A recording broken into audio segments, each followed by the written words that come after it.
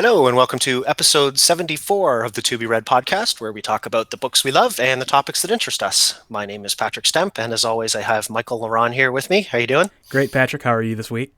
Good. Jamie wasn't able to join us this week, but we have Stefan Bolz here with us. How are you? Hey, I'm Stefan. great. How about you? Good.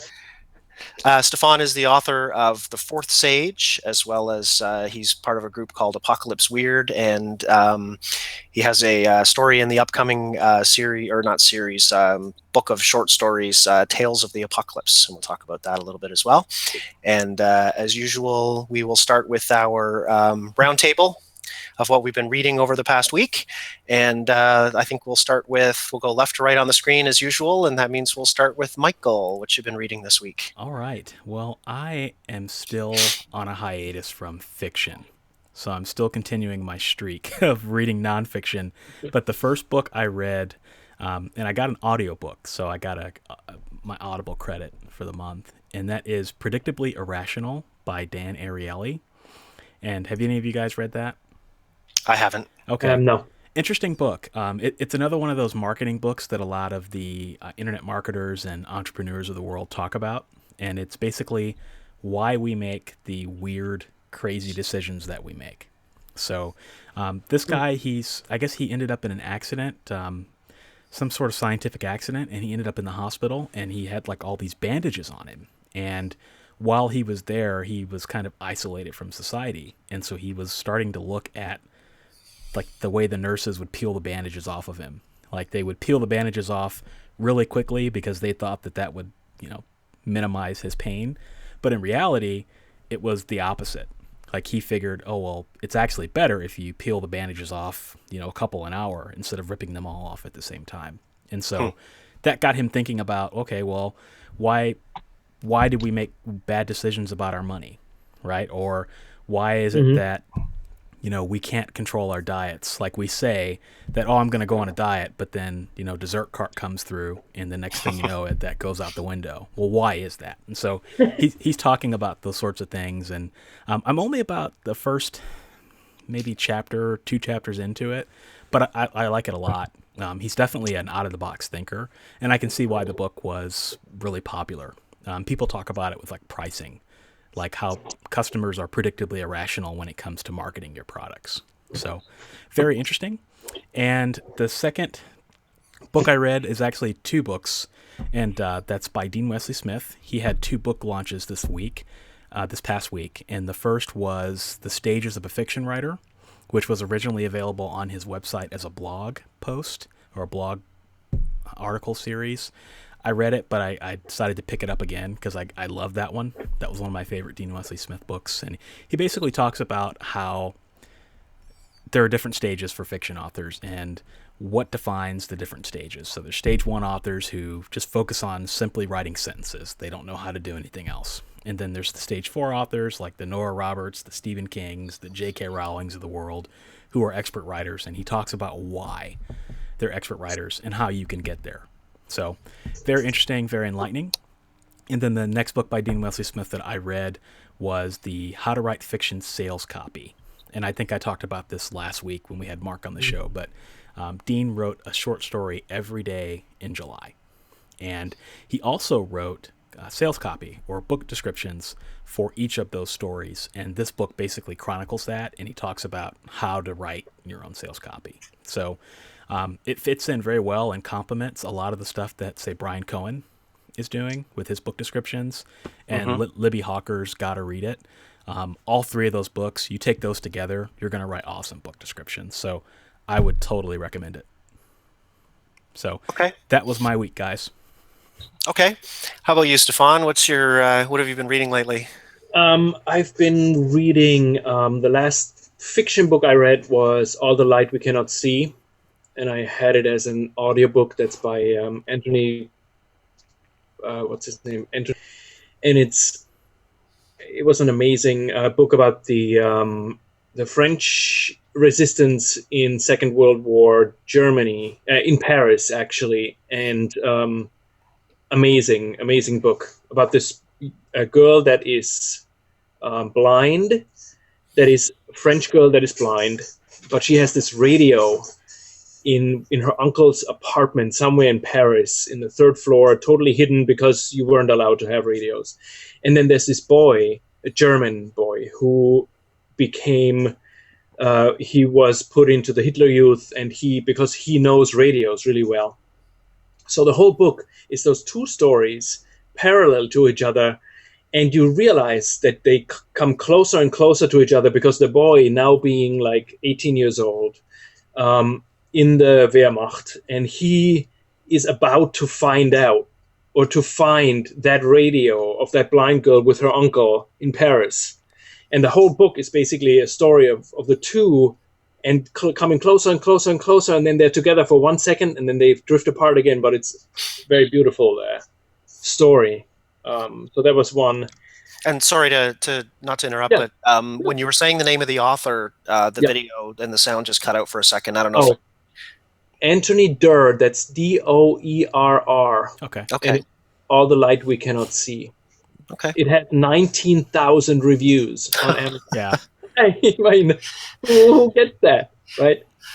Yeah, that book Probably is It's like everywhere. 19 here, 19,000 there. I don't know what, Anyway, and then I was reading I was actually reading the Tales of the Apocalypse on my Kindle. I've been through, I think, 6 stories right now, and that was kind of my homework a little bit to get a little bit into them. Very, very cool stories. But so those were my 2 main books I read lately. Okay. So I read this week. I have been having a little trouble getting into reading for whatever reason. You go through slumps, and I decided to go back and read some books that I loved in the past, and I decided to start with Isaac Asimov's The Caves of Steel. I haven't read the robot novels in, I think it's probably been 10 or 20 years since I read them. So this is I think it's actually considered the second book in the series. I, Robot would be the first, which is sort of just short stories. So this is the first of a trilogy that follows a New York detective. And the Caves of Steel is New York. The humans on Earth have kind of encased themselves in the cities, and they don't go outside. So one portion of humanity has stayed behind on an Earth that is horrendously overpopulated, and the other group has gone off and started colonizing the stars. And anyway, it's a book that he wrote kind of to prove a point, I guess. And I can't remember who it was, but back in the 50s, like, someone had said to him that you couldn't put a true mystery novel inside a science fiction setting for various reasons, because the technology would be so great that they would just like push a button and solve the crime, these kinds of things. So he was trying to prove this guy wrong, and he did a fantastic job. Of course, it's Asimov, and so I picked up all 3 books from the library. I think I'm going to continue through and reread the whole series. And then I also read through Protector. Stefan might recognize that title. It's the that is. Wait a minute. I know that.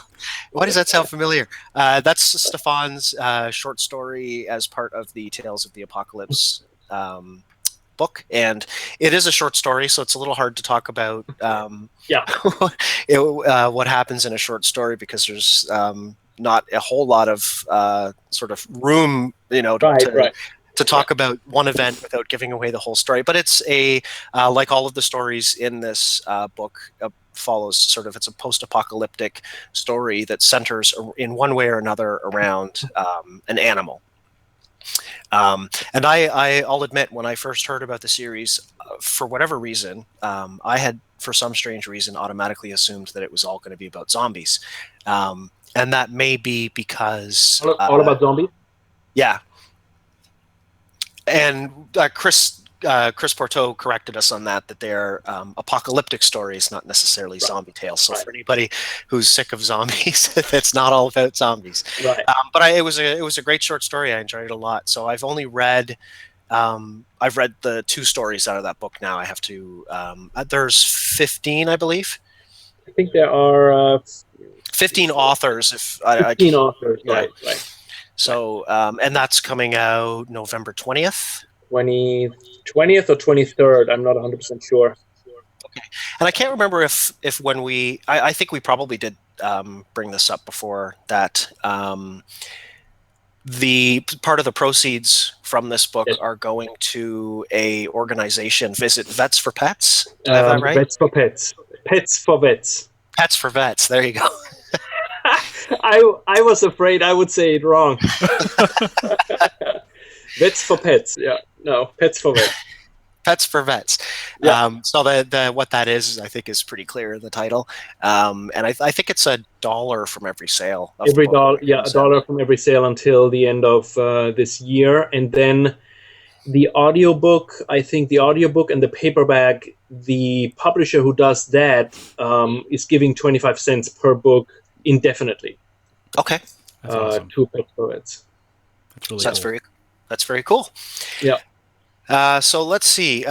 Before we're going to talk to Stefan a little bit more and learn a little bit more about the kinds of things you like to read and a little bit about the writing. But before we get into that, Michael, do you have any interesting news items that you came across this past week? Yeah, one that happened this morning, and I'm sure you probably had this on your list as well, Patrick. But Amazon has opened their own bookstore.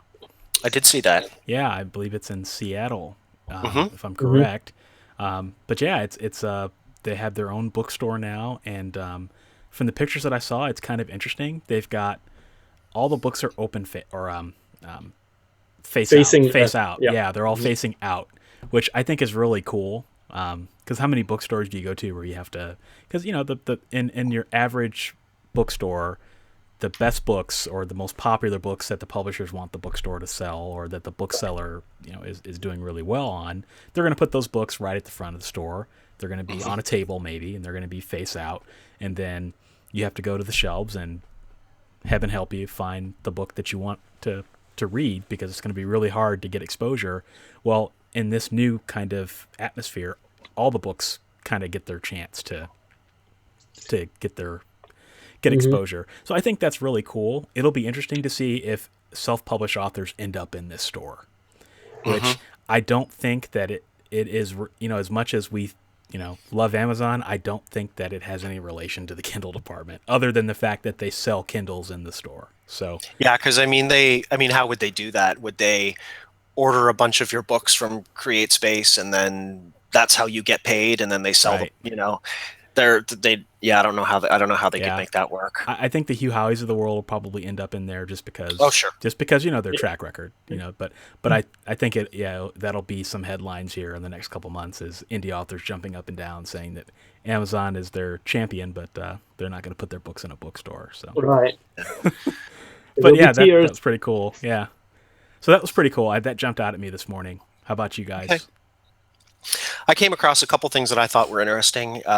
It sounds like the BBC is going to be turning Philip Pullman's His Dark Materials. Now, I wasn't clear when I was reading. They're turning it into an 8-part miniseries. Nice. So I don't know if that's going to be, if they're going to try to cram all 3 books into that, or are they going to? I think the first book and see how it goes. Yeah. I don't see how they could possibly put all 3 books. There's no way. So it's got to be the first one. So you're obviously excited about that too, Stefan. Yeah. I am too. And, because then we can forget that the terrible movie was never made. That's the reason. Right. Yeah. And then the other quick news article that I came across was that it sounds like J.K. Rowling is writing a new children's book. Oh. So she'll make $100 million, and right. Good for her. And leave the rest of us in the dust, right? No kidding. And then so let's move on from there. Unless did either of you have anything else that sort of jumped out at you in the news this week? No, that's all I had. Okay. The only other thing I would mention, and we'll bring it up again at the end, is that the Goodreads Choice Awards have come out. I think like just this morning. And so we will be talking about that probably once or twice between now and the end of the year. We'll talk about the nominees, and then once the winners are announced, we'll probably kind of touch base on that again. I did notice that sort of 9 out of 10 books on all of those lists I've never even heard of, which is that's a story every year, right? Yeah. I think last year we were like, how many books have we? Well, we've talked about that before too, and I think the same goes for the Hugos and the Nebula. All of the awards are people vote, like how many people have actually read all 10 books under any one category and are actually voting for the best book, or are they voting for the one that they read? Right. So we take these awards with a grain of salt, but they're still fun to talk about rather. So Stefan. Welcome to the show. Thanks for coming.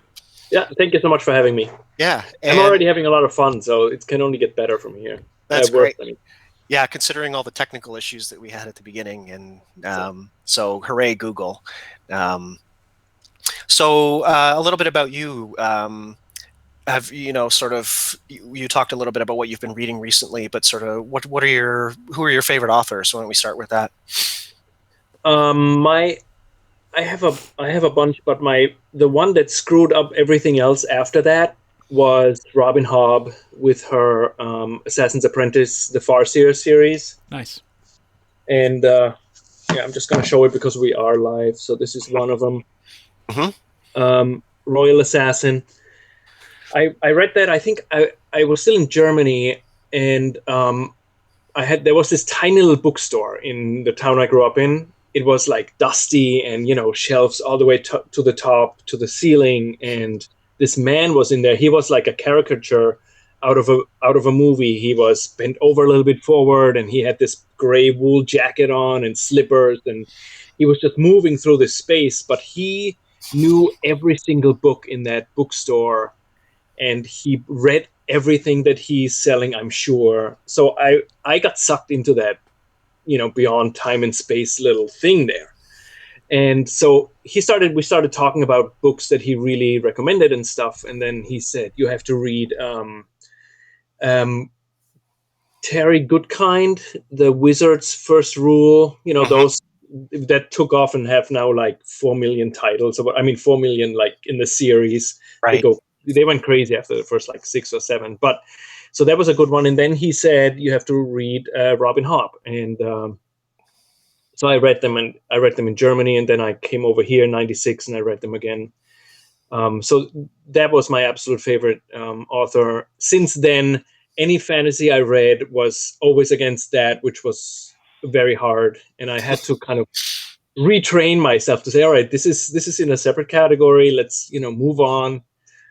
So if I can ask, because I've never read Robin Hobb, but I'm aware of books. But so what kind of fantasy is it? Is it like Tolkien, Wheel of Time, Game of Thrones type fantasy, or is it more sort of light, lighter fantasy, faster moving? No, it's I think it's a good mixture of both, because it has. Somebody said something that was really bringing it to the point. It's you're sidestepping in time. That means you're going back into the Middle Ages, but you're slightly off. So you have Fitz, who is the main character, for example. There's magic, but it's very underhanded, very slight, and not like crazy, with a thing where you go like whatever, But it's very slight. So he can bond with animals, with one animal. And that's the wit. And then the skill is you can influence people with your mind over long distances. But it all has a price. It's like a drug. And so it's very, very cool in that regard. It has dragons in it, but they are only way in the end. And it's like a surprise. But it's more of a Middle Ages Game of Thrones kind of a setting that I don't know who was first, Game of Thrones or Robin Hobb, because they're both really good friends. Well, and George R.R. Martin has been writing Game of Thrones for 40 years, so yeah. So I'm thinking she has probably taken some of his stuff, but So there's some similarities like in all of them, but it's very unique how the character, you feel with him like every tiny little piece of pain, and he's in a lot of pain throughout the whole book. You just feel it, and that Cool. was what made me respond to her. And then you have a couple of others, like Richard Bach, the Jonathan Livingston Seagull. Uh-huh. He is one of my favorite authors. I read a bunch of other books of his back then. There were a bunch of others, and I can't remember. But Robin Hobb was like I think she's my all-time favorite author. I think Ender's Game, the whole Ender series was great as well. Let me see. I'm looking into my shelf here. Yeah, I think those two are really very influential. Have you read? So Jamie is kind of the fantasy guy, more so than Michael and I in general. Have you? But we have read some. One of the series that I've been into recently was Stephen Brust, the Vlad Teltos books. Have you read those? No, I don't. I haven't. Because those are sort of set in a fantasy world with not dragons. Well, they are. Everybody on this sort of planet are sort of. There's a hint that they used to be people that were sort of bred with dragons, and the main character has a familiar, which is they're called the Jureg, which is basically a tiny dragon that he's sort of connected to psionically, and it's an interesting series. And I think he just released book. I want to say 14 in the series this year. So he's been writing it he's been writing them long enough that they can be difficult to find. They're not really, they don't seem to really be available. I remember when I was looking for them digitally, like on Amazon and Kobo, the series would kind of pick up with book 4 or 5, but I couldn't get the first 3. The bookstore, of course, the bookstore, of course, has book 5, but not books 1 through 4. But so I ended up buying the paperbacks off of Amazon in order to get my hands on them. But so that's an interesting series. So you grew up in Germany? I did. And you're not? Are you in North America now? I am. Yeah, I'm in New Paltz. That's about an hour and a half north of Manhattan. Okay. So when did you come to Canada, to the US? In '96, I was here for a retreat in Roscoe, New York, which is this tiny, tiny little fishing village. And I met my now ex-wife there, and I dissolved my apartment at home and all that, and I came here, and that's it. Cool. And how long have you been writing? I got my GED, and then I went to college, and I think it was 99 or 99, I think, when my English teacher said, you have to do something with writing. I mean, I had English at school, and I can't write in German for the life of me. It's like, it is the worst grammar. I can't get anything across. So I was writing in class, and she said, you have to start writing. And I started writing a little like biography kind of a thing. And then it turned into a screenplay. And then I took some screenwriting classes. I wrote 4 screenplays. And one of them was, after I finished my first screenplay, I emailed Robin Hobb. And I said, her real name is Megan. I said, I'm a screenwriter, and I'm really interested in adapting your Assassin's Apprentice for the screen, right? So she said, oh, talk to my agent, Of course, yeah. I'm like, okay. So I'm also in real estate, and at the same time that happened, I had a client who is an entertainment lawyer in Manhattan, and he deals with like Michael Moore and a bunch of really big people. And I said, listen, what would it take for me to get the rights to this book? And he said, a lot of money. Right. Right. And he said the chances are very slim because you're like really he didn't say you're nobody, but he basically told me you're nobody. So just let it be. And I said, no, I want to try it. So for some reason, the transaction with him, the house he bought, gave me exactly the commission that it cost to buy the rights for 18 months plus his fee. So the rights were $10,000, his fee was like $7,000. So I got the rights to Assassin's Apprentice for 18 months. I mean, that was absolutely crazy. So, you know the feeling when you say, "Oh, I'll do that," and then you get that and you realize, "Oh my God, now I really have to do it." Like, So would that be based on I guess that would be within those 18 months, you have to what? Like the rights would have revert back to her unless yes, you sell the unless movie? I sell them to a producer who then sells them to a studio and then for him indefinitely.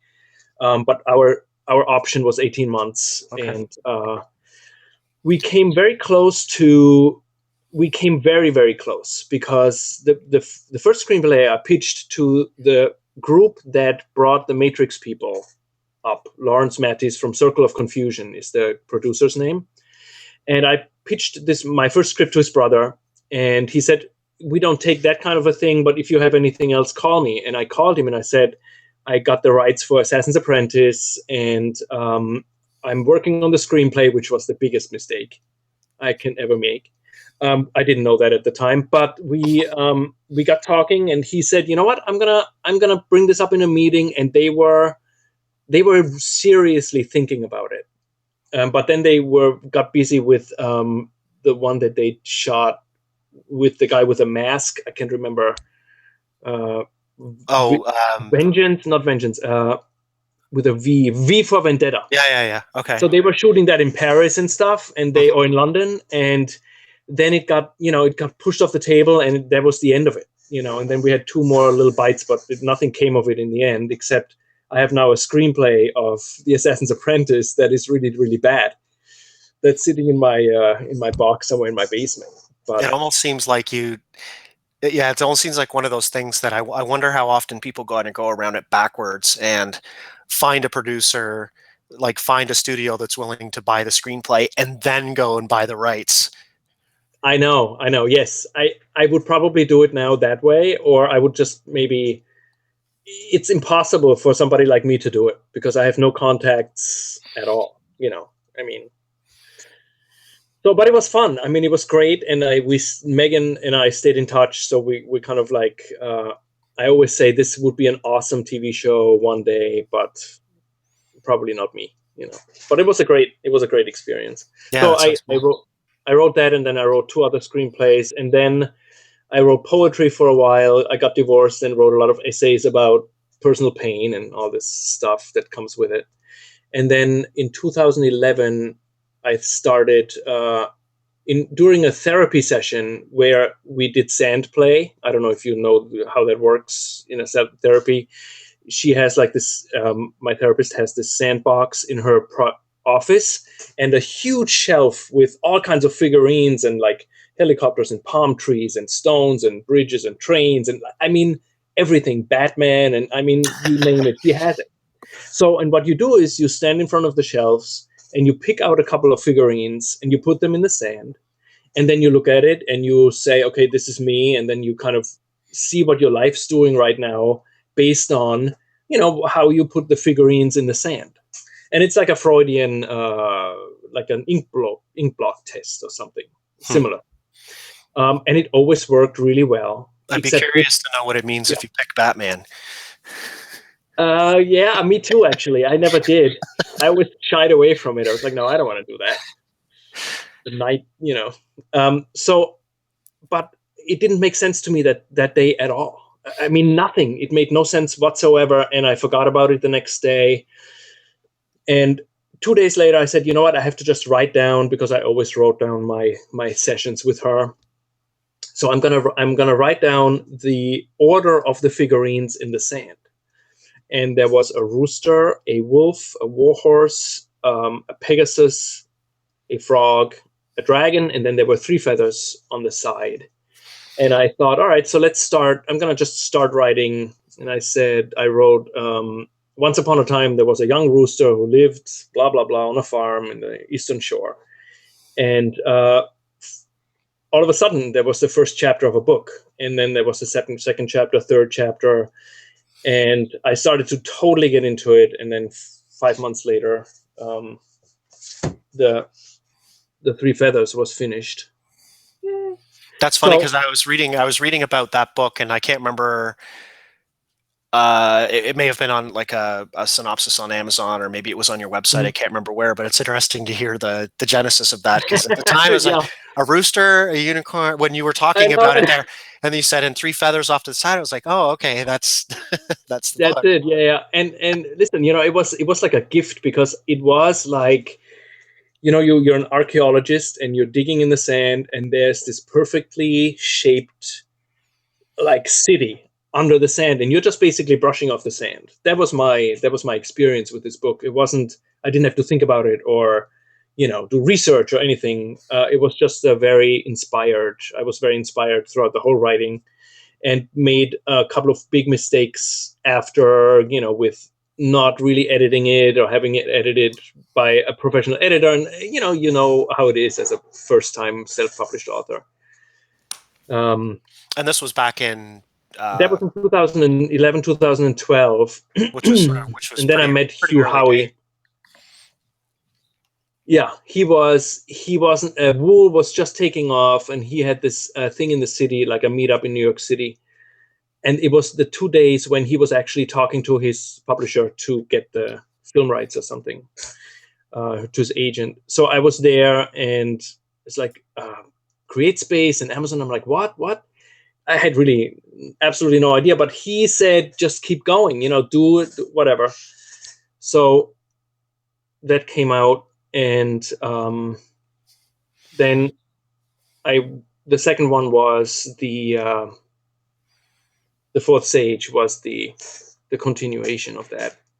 Oh, okay. So that's in the same world. It is, and it isn't. The Three Feathers is a book in the Fourth Sage, which is set 1,000 years later, in a society where books are banned, completely banned. And the protagonist, a 15-year-old girl named Aries, she lives in a super high rise that is 65,000 people. The outside world is completely destroyed, and everything is under surveillance 24 hours a day.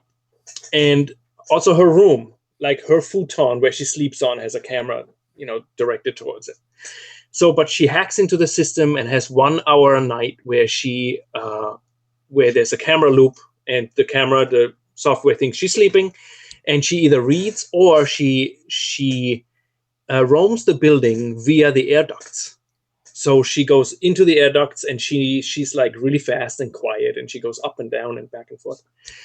And so one night she finds a baby hawk in the air duct, and she can't bring it to her room because they would, so there's a whole conflict with that. But she finds out later, she realizes that she can share images with the hawk.